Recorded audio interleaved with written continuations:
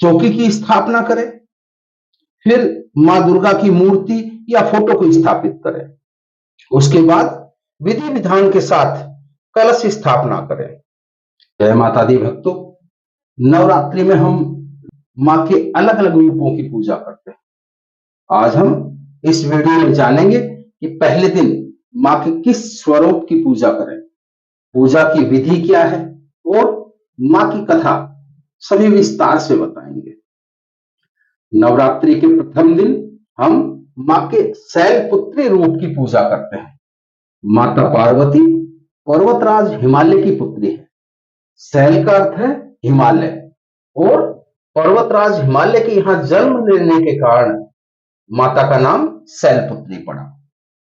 मां दुर्गा को सर्वप्रथम शैलपुत्री के रूप में ही पूजा जाता है।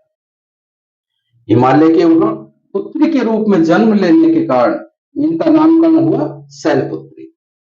माता शैलपुत्री का स्वरूप बेहद शांत और सरल है। माता के एक हाथ में त्रिशूल और दूसरे हाथ में कमल शोभा दे रहा है।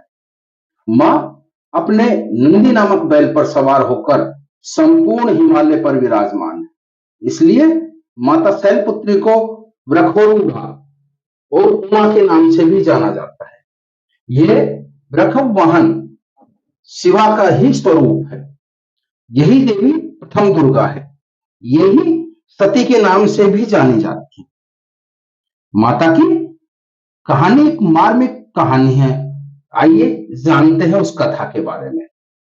एक बार जब प्रजापति ने यज्ञ किया तो इसमें सारे देवताओं को निमंत्रित किया, लेकिन भगवान शंकर को नहीं। सती यज्ञ में जाने के लिए विकल हो उठी।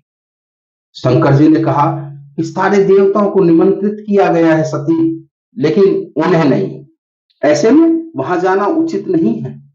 मगर सती का प्रबल आग्रह देखकर शंकर जी ने उन्हें यज्ञ में जाने की अनुमति दे दी। सती जब घर पहुंची तो सिर्फ मां ने ही उन्हें स्नेह दिया। बहनों की बातों में व्यंग और उपहास के भाव थे। भगवान शंकर के प्रति भी तिरस्कार का भाव है। दक्ष ने भी उनके प्रति अपमानजनक वचन कहे। इससे सती को बहुत क्लेश पहुंचा। वे अपने पति का यह अपमान सह न सकी और योगाग्नि के द्वारा अपने को जलाकर भस्म कर लिया। इस दारुण दुख से व्यथित होकर भगवान शंकर ने उस यज्ञ का विध्वंस करा दिया। यही माता सती अगले जन्म में शैलराज हिमालय की पुत्री के रूप में जन्मी और शैलपुत्री कहलाई। पार्वती और हेमवती भी इसी देवी के अन्य नाम है। शैलपुत्री का विवाह भगवान शंकर से हुआ। शैलपुत्री भगवान शिव जी की अर्धांगिनी बनी। इनकी शक्ति और इनका महत्व अनंत है।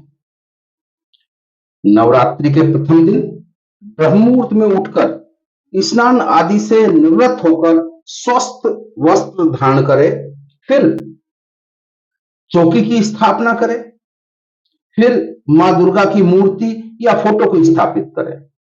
उसके बाद विधि विधान के साथ कलश स्थापना करें। कलश स्थापना के बाद मां शैलपुत्री का ध्यान करें और व्रत का संकल्प लें। इसके बाद माता को कुमकुम और अक्षत लगाएं। इसके बाद सफेद, पीले या लाल फूल माता को अर्पित करें। माता के सामने धूप, दीप जलाएं और देसी घी का दीपक जलाएं। इसके बाद माता की आरती उतारें। फिर दुर्गा चालीसा या दुर्गा स्तुति या दुर्गा सप्तशती किसी का भी पाठ करें। इसके बाद परिवार सहित माता के जयकारे लगाएं और भोग लगाकर पूजा को संपन्न करें।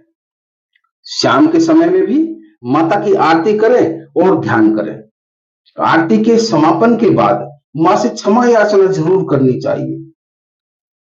आह्वानम जानामि न जानामि विसर्जनम पूजा चैव न जानामि क्षमस्व परमेश्वरी मंत्रहीनम क्रियाहीनम भक्तिहीनम सुरेश्वरी यत्पुस्तम मया देवी परिपूर्णम तदस्तु मे। जपम छिद्रम जपस्य छिद्रम ये छिद्रम शांति कर्मणि सर्वभवतु मे छिद्रम ब्रह्मणानां प्रसादतः। अपराध सहस्त्राणि क्रियन्ति ये हर्निशं मया दासोऽयमिति मां मत्वा क्षमस्व परमेश्वरी। ज्ञानत्व ज्ञानितो वापि यन्नूनम् अधिकं कृतं तत्सर्वं क्षम्यतां देव प्रसीद परमेश्वरी। कामना मनसा वाचा तव पूजां मया कृता तेन तुष्टिं समास्याद्य प्रसीद परमेश्वरी। सुबह के बाद शाम को भी माँ की आरती करनी चाहिए। जो भी माँ का व्रत विधि विधान से और सच्चे और पवित्र मन से करता है उसके जीवन में फिर किसी बात की कमी नहीं रहती। माँ का प्यार सदा अपने भक्तों पर बरसता है। प्यार से बोलिए जय माता दी। शेरा वाली का बोल साची दरबार की जय।